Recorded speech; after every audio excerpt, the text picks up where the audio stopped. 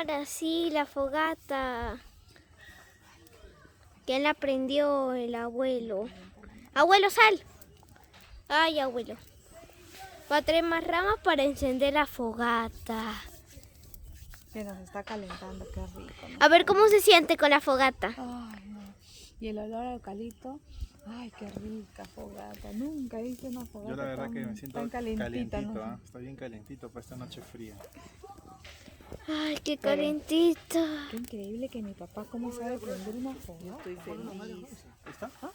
No, eso no es plástico. ¿Ahora qué hace? Es de madera también, papá.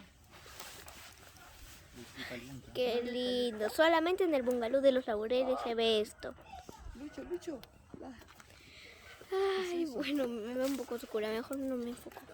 Ahí está mejor. Uy, ponlo. Vamos, aire. Eso, sí.